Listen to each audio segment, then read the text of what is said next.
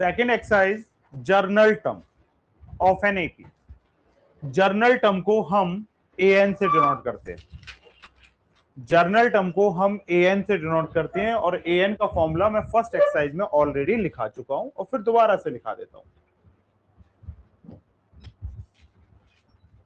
N a plus n minus 1 into t, ये मेरा general term है।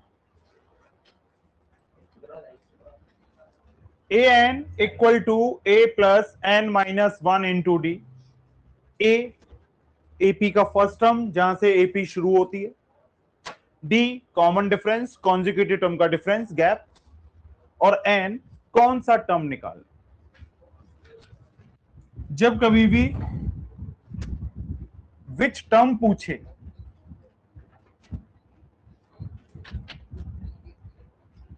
तो आपको एन की वैल्यू निकालनी है, और जब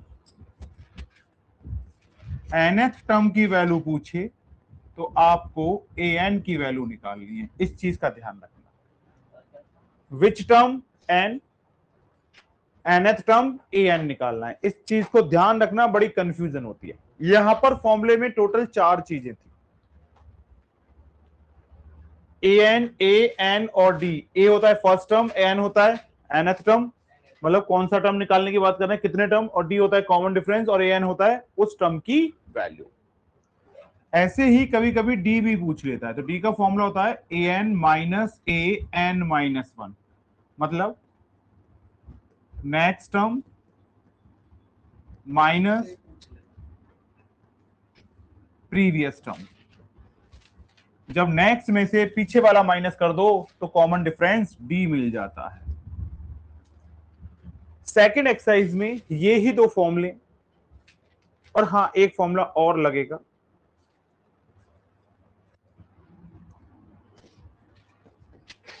nth term from last,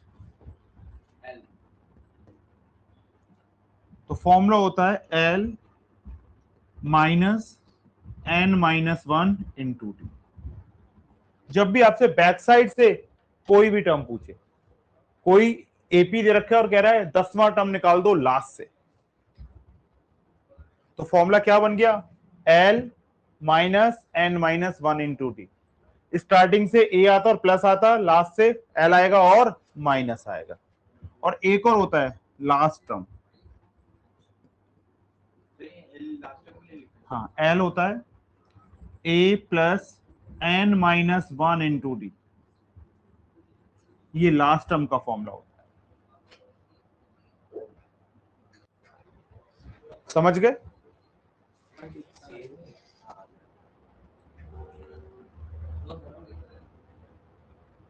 exercise 5.2 question number 1, ये स्मॉल ए है और ये स्मॉल डी है, ध्यान रखना।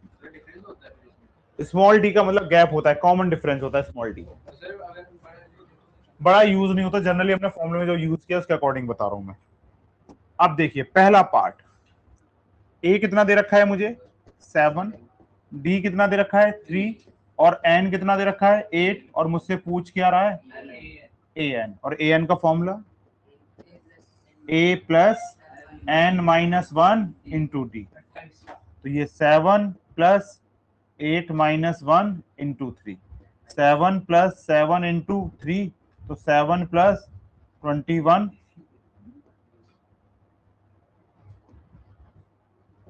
ये 28 आ गया। और ये ए 8 ही तो हुआ। जब मैं एन की वैल्यू ए एन में डालूंगा तो जहां भी एन है तो ए 8 बन गया ना, तो ए एन की वैल्यू आ गई 28। इसी तरीके से इसका सेकंड पार्ट देखते हैं। ए की वैल्यू बेटा कितनी है -18, और डी हमारा पूछ रहा है, और एन 10 और ए एन 0। ए एन का फॉर्मूला लगा दिया, ए एन की वैल्यू 0 थी ना। ए एन का फॉर्मूला क्या होता है, a plus n minus 1 into d equal to 0, -18 plus 10 minus 1 into d equal to 0, तो ये 9d इक्वल टू 18, तो डी की वैल्यू 2 आ गई। तो इसका मतलब क्या समझ में आए कि जर्नल फॉर्मूला अगर मुझे पता है और उनमें से इन तीनों में से चारों में से कोई भी तीन चीजें गिवन है तो मैं चौथी निकाल सकता हूं।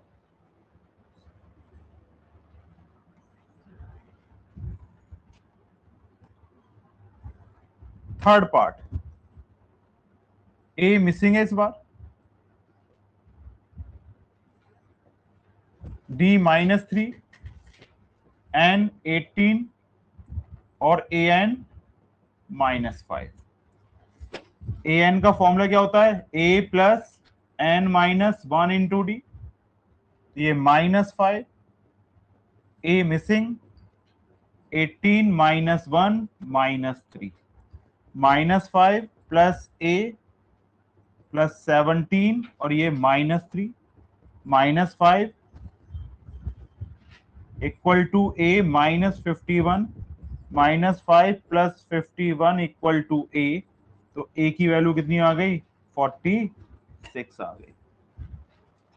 टोटल 5 पार्ट थे, मैंने 3 करा दिए, रिमेनिंग 2 होमवर्क है।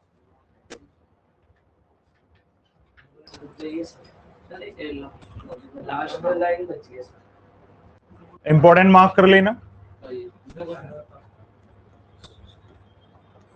Choose the correct choice in the following and justify. Sequence दे रखी है और पूछ रहा है इसका 30th टर्म क्या होगा। 30th टर्म का मतलब एन या ए एन, ए एन, मतलब आपसे वो A30 पूछना चाह रहा है। 30th टर्म का मतलब आपसे वो A30 पूछना चाह रहा है और A30 का फॉर्मूला A प्लस 29D, यही बोला था ना। जो भी टर्म निकालना है आपको D एक कम होना चाहिए। अगर 15वां टर्म निकालना है तो 14D आएगा और 20वां निकालना है तो 19D आएगा।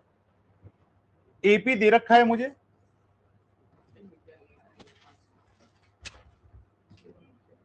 Ten 7 4 dot dot dot.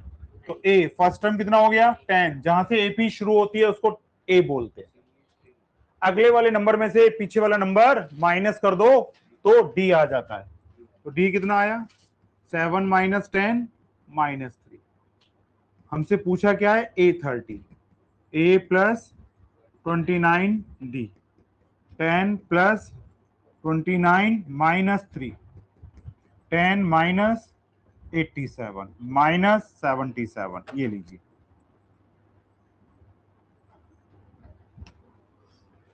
ये रहा मेरा सेकंड टर्म। तो कौन सा आंसर आया, सी ऑप्शन। तो ऑप्शन सी आ।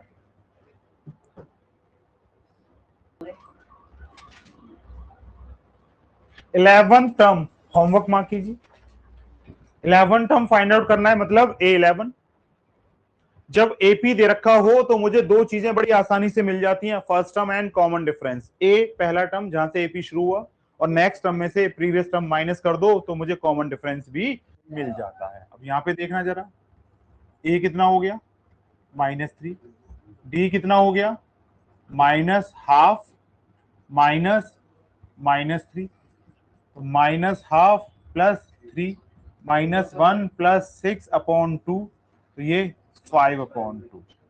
अब डी आ गया, A11 निकाल देना। A11 का मतलब A प्लस 10D, तो ये -3 प्लस 10 और ये 5/2, 2 से काटा 5, तो -3 प्लस 25, तो कितना आया 22। तो ऑप्शन कौन सा बन गया, बी बन गया।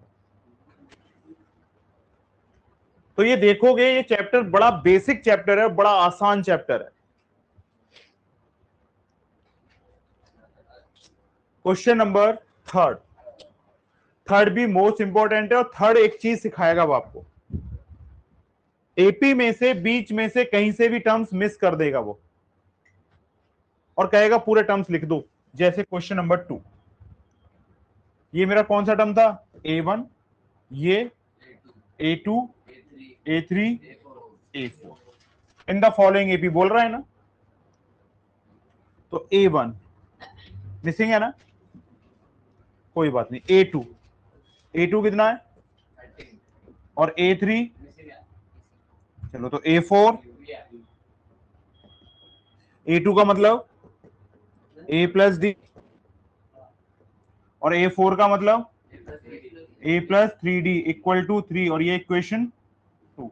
और क्या करना है, 1 में से 2 माइनस कर दो, ये A plus D equal to 13 और A plus 3D equal to 3, minus minus minus, ये माइनस 2D और ये 10, तो D की वैल्यू कितनी आ गई बेटा, -5 आ गया ना। अब मैंने क्या करना है, D की वैल्यू इक्वेशन 1 में पुट करनी है। Put D equal to -5 in equation 1, तो ये A -5 इक्वल टू 13, तो A इक्वल टू कितना आ गया, 18। लो जी, फर्स्ट टर्म आ गया। अब ये कौन सा टर्म और मिसिंग था, A3। A3 भी निकालना है ना। A3 का मतलब A प्लस 2D, A की वैल्यू 18 प्लस 2 और D की वैल्यू -5, 18 माइनस 10 और ये 8।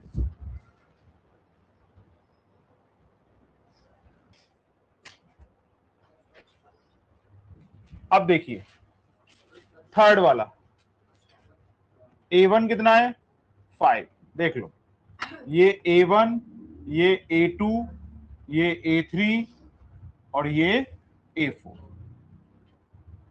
A4 कितना दे रखा है बेटा, 9 टू 18, 119/2 ना। A1 का मतलब A ही होता है ना, और A4 का मतलब क्या होता है, A plus 3D equal to 10/2। A की वैल्यू डाल दी 5 प्लस 3D और ये 19/2, 3D इक्वल टू 19/2 -5, तो 3D इक्वल टू एलसीएम 2 आया ना, 19 माइनस 10, 3D 9/2, तो D की वैल्यू 9/2 इंटू 3, 3 से 3 कट गया, तो D की वैल्यू 3/2, ये D आ गया। ये A1, A2, A3, A4। अब ये A2 आ गया, A2 का मतलब A प्लस D, A की वैल्यू कितनी थी 5 और D की वैल्यू 3/2, एलसीएम लिया 2, 10 प्लस 3 13/2। A3 भी मिसिंग है, A3 का मतलब A प्लस 2D, 5 प्लस 2 और ये 3/2, 2 से 2 कट गया 8। ये लो जी, आंसर आ चुके हैं सारे।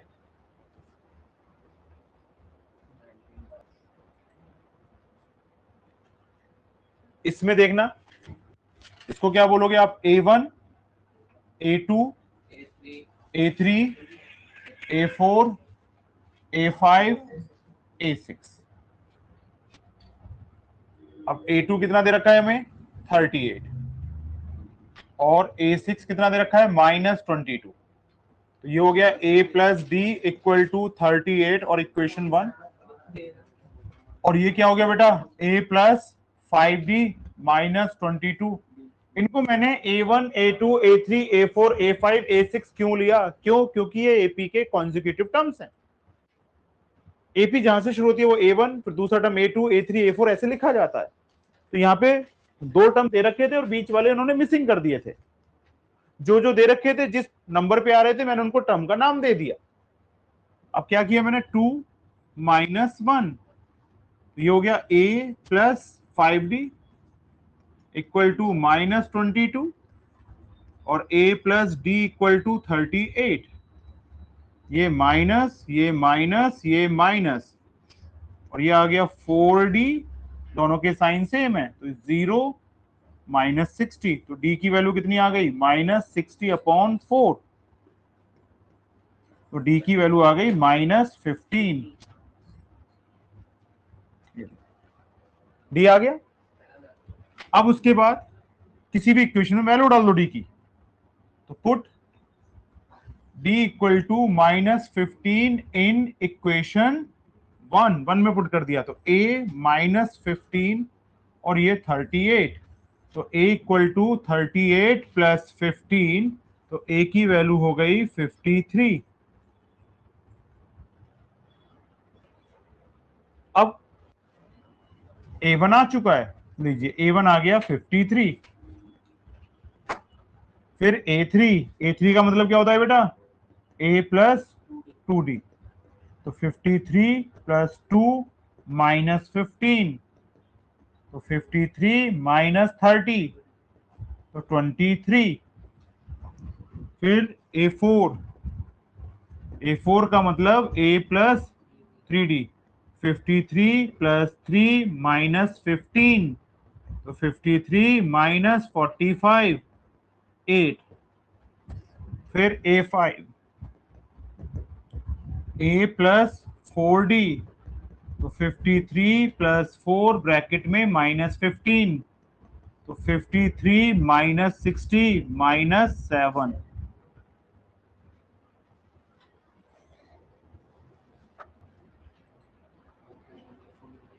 Which term of AP?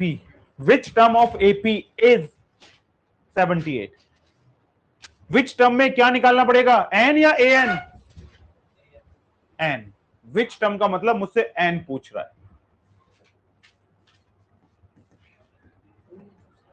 AP क्या दे रखा था, 3, 8, 13, 18 डॉट डॉट डॉट, तो A कितना हो गया मेरा 3, और D कितना हो गया 8 माइनस 3, तो D की वैल्यू कितनी आ गई 5, और n पूछ रहा है, और AP जहां पे रुक जाती है उसको या तो आप an भी ले सकते हो या l भी ले सकते हो, कोई प्रॉब्लम, an में और l में कोई फर्क नहीं होता। nth term, l last term. अब देखो ये AP चलते चलते कहां पे रुक गई, 78 पे रुक गई, तो 78 क्या है इसका लास्ट टर्म, तो nth टर्म दे रखा है, n पूछ रहा है, a और d भी गिवन है। जब AP गिवन होती है तो a और d मुझे बहुत आसानी से मिल जाते हैं। अब लो जी, an का फॉर्मूला लगा दो, क्या होता है an का formula, a plus n minus 1 into d equal to a की वैल्यू 3 प्लस n पता नहीं था, यही तो निकालना है, d 5 equal to 78, 3 plus 5n minus 5 equal to 78, तो 5n माइनस 2 इक्वल टू 78, ये 5n इक्वल टू 80, तो n की वैल्यू 80 अपॉन 5, तो n इक्वल टू 60, ये आ गया मेरा nth टर्म। इसका मतलब वो टर्म जिसकी वैल्यू 78 थी वो इस एपी का 16th टर्म था, 16वां टर्म था।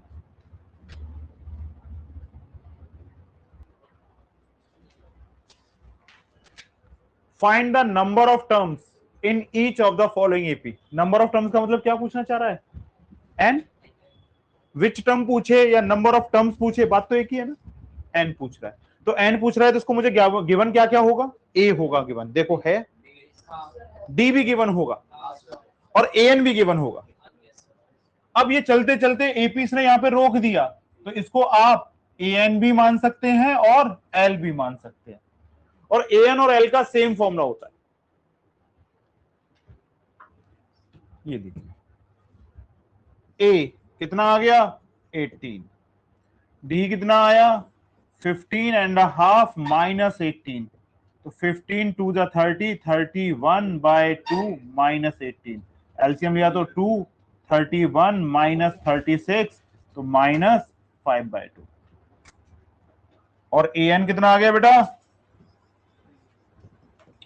माइनस 47, ए एन का फॉर्मूला लगा दो, तो ए एन माइनस 47, और ए एन का formula a plus n minus 1 into d minus 47, ये 18 प्लस एन माइनस 1, और ये माइनस 5 बाय 2 माइनस 47, 18 को उधर ले जाऊं,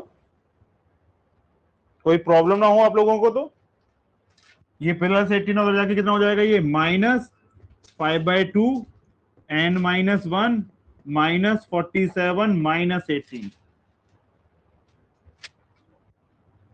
minus 5 by 2 n minus 1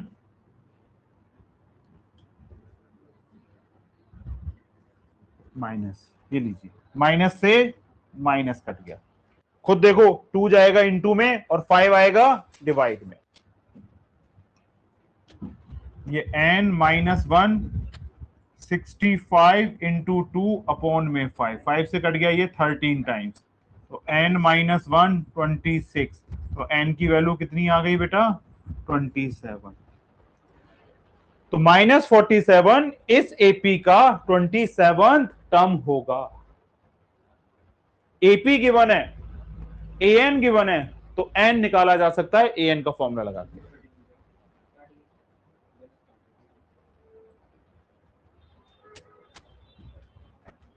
most important question है।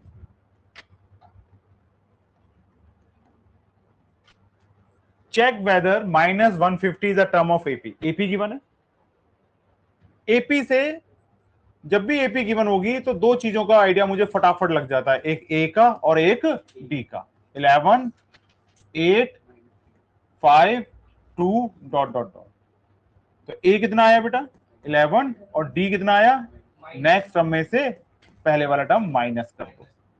और ये पूछ रहा है कि -150 इस एपी का टर्म है या नहीं है। मैंने मान लिया -150 इस एपी का टर्म है, तो ये एन हो गया। तो अब आपको क्या निकालना है, एन निकालना है। जब भी आपसे पूछे check whether particular term is the term of an AP, तो आप एन निकालेंगे और उस वैल्यू को एन मान लेंगे। अब देखो एन का फॉर्मूला लगाया मैंने, एन -150 और एन का formula a plus n minus 1 into d -150। A की वैल्यू बेटा 11 plus n minus 1 -3 -150। 11 minus 3n plus 3 equal to -150। 14 minus 3n equal to -150। तो -3n इक्वल टू -150 -14, तो -3n इक्वल टू -164, माइनस से minus कर दिया, n क्या आ गया 164 अपॉन 3। ये n आ गया 3 5 जा 15, 3 4 जा 12, तो 2 अपॉन 3। इसका मतलब n फ्रैक्शन में आ रहा है। फ्रैक्शन में आने का मतलब है क्या कोई टर्म ऐसा हो सकता है 1.5वां टर्म निकाल दो, 2.25 टर्म निकाल दो। टर्म हमेशा ऑर्डिनल नंबर होते हैं, मतलब नेचुरल नंबर होते हैं। टर्म कभी फ्रैक्शन में नहीं आते। n कभी नेगेटिव नहीं आएगा, n कभी डेसिमल में नहीं आएगा। फ्रैक्शनल नंबर का मतलब डेसिमल, ध्यान रखना। तो इसका मतलब ये फ्रैक्शनल नंबर है, तो इसका मतलब क्या हुआ -150 is not a term of given AP. इस एपी का ये कोई भी टर्म नहीं है।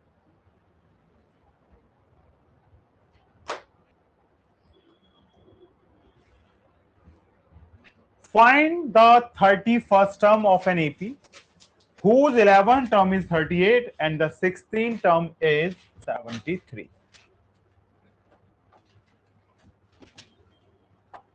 A31 पूछ रहा है, A11 गिवन है एंड A16 भी गिवन है 73। लो भाई, let first term be a and common difference d d. First term को ए मान लिया और कॉमन डिफरेंस को डी मान लिया।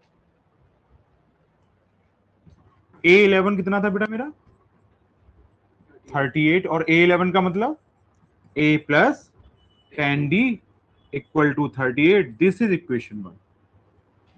दूसरा A16 कितना था बेटा हमारा 73, तो A plus 15D equal to 73 और दिस इज इक्वेशन 1। और ये लो, ये हो गया 2 minus 1, a plus 15d equal to 73 और a plus 10d equal to 38, और माइनस किया तो ये साइन चेंज हो जाते हैं, a से a कट गया तो ये 5d और ये हो गया 5 और 6 में से क्या 3, तो d की वैल्यू 7 आ गई। d मिल चुका है मुझे। अब d की वैल्यू किसी भी इक्वेशन में डाल दो। Put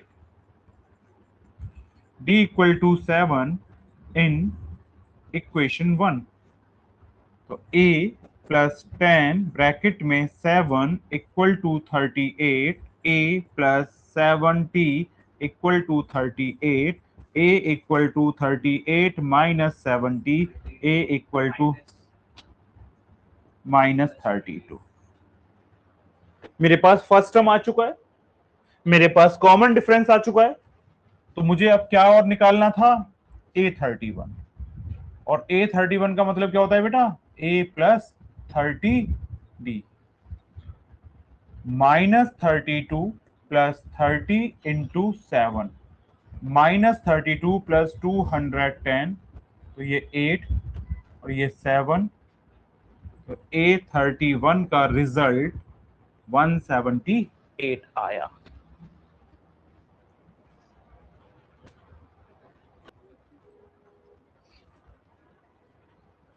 an AP consist of 50 terms, मतलब इस एपी में टोटल कितने टर्म्स हैं, 50।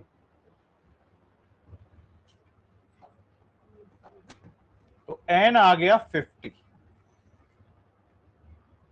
Of which third term a3 हो गया 12 and the last term l हो गया 106। टोटल टर्म से 50 और लास्ट टर्म है 106, तो आप इसको L से डिनोट करना चाहो तो L से भी डिनोट कर सकते हो और A50 लिखना चाहो तो A50 भी लिख सकते हो, क्योंकि लास्ट टर्म है, टोटल टर्म 50 है, तो लास्ट टर्म कौन सा होगा, A50। मर्जी आपकी, आप कैसे भी लिख लीजिए। तो आप चाहो तो अगर कोई बच्चा इसको A50 भी लिखता है तो मुझे कोई प्रॉब्लम नहीं है। अब देखो, let first term be A and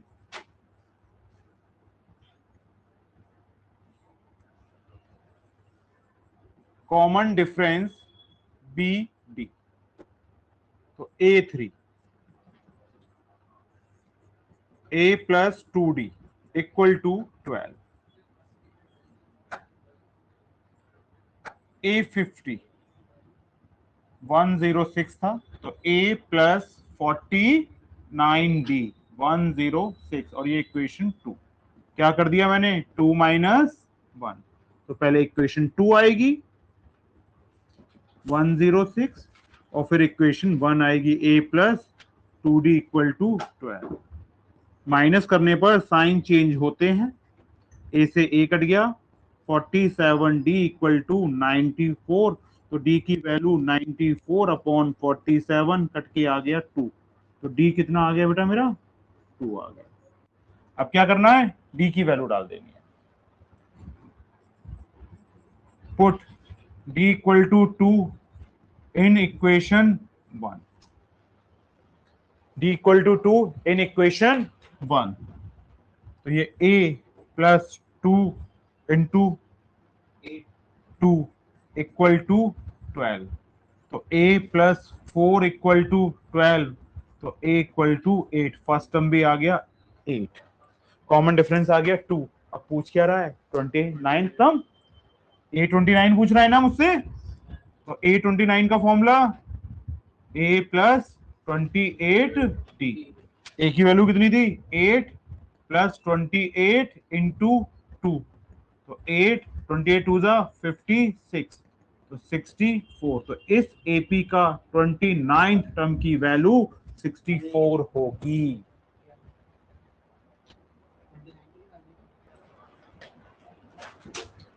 if the third and the 9th term, दो टर्म दे रखे हैं, कौन कौन से, थर्ड और 9th, आर 4 एंड A3 कितना बेटा 4 और A9 कितना -8 और पूछ क्या रहा है मुझसे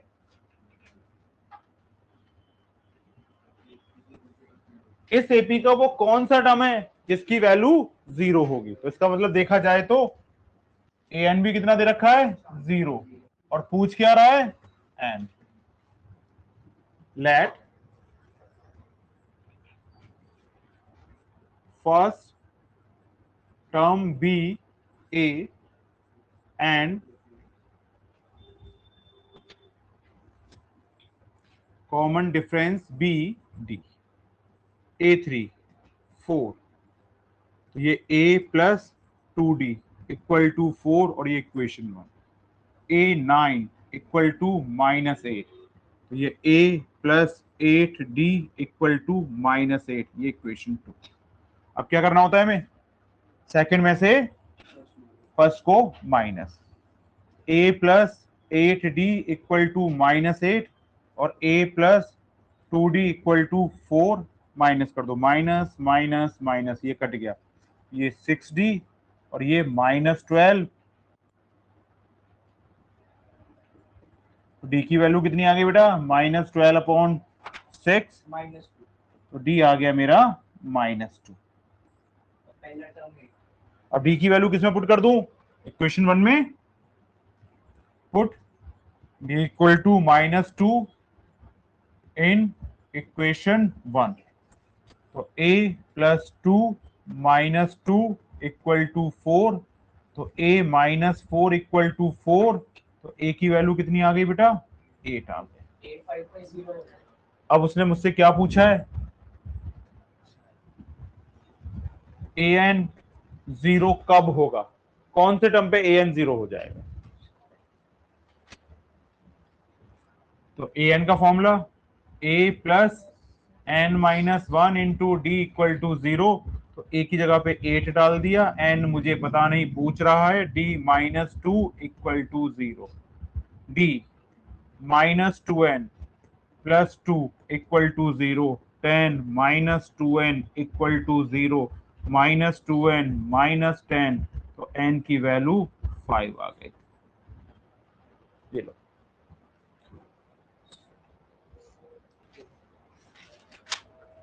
The 17th term of an AP exceeds its 10th term by 7.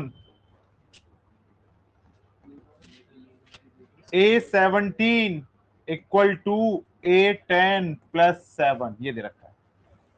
17वां term 10वें टर्म से 7 ज्यादा है तो जब 10th टर्म में मैं +7 करूंगा तो मुझे A17 मिल जाएगा। Late first term be A